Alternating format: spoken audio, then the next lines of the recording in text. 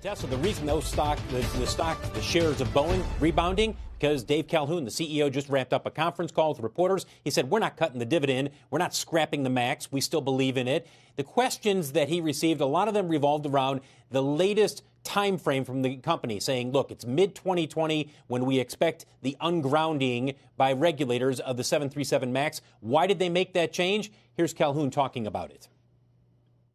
For our customers who have really important fleet planning decisions to make, all of whom have reached out to me over the last couple of months to tell me that it's getting to be impossible.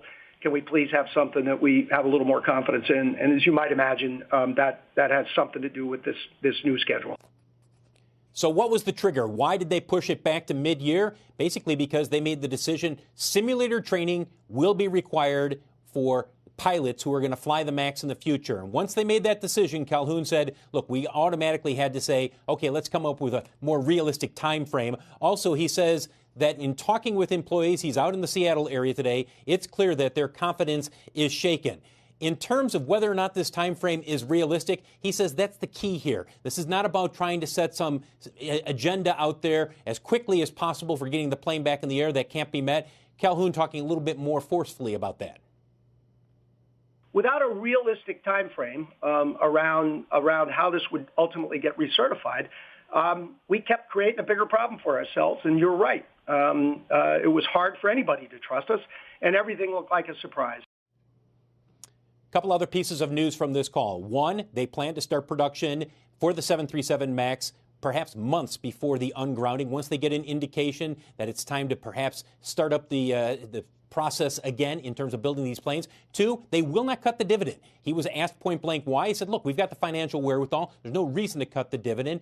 And finally, when you look at whether or not the MAX will be scrapped, I know this idea has been floating around out there. He says, no, we're not going to get rid of this plane. They have too much invested in it. They believe in it. And their customers, he says, they believe in it, even though people have undoubtedly a lot of questions regarding what's happened over the last 15 months.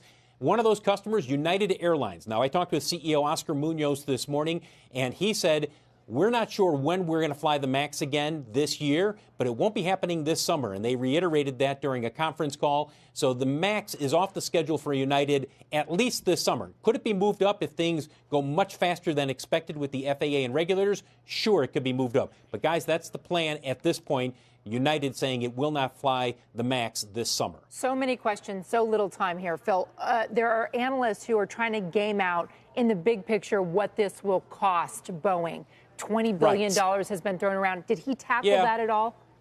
No. He saved almost every question. The only question, financial related, he answered. And they said off the top, they said, look, we have earnings next week. We're in a quiet period. We're not going to get into that.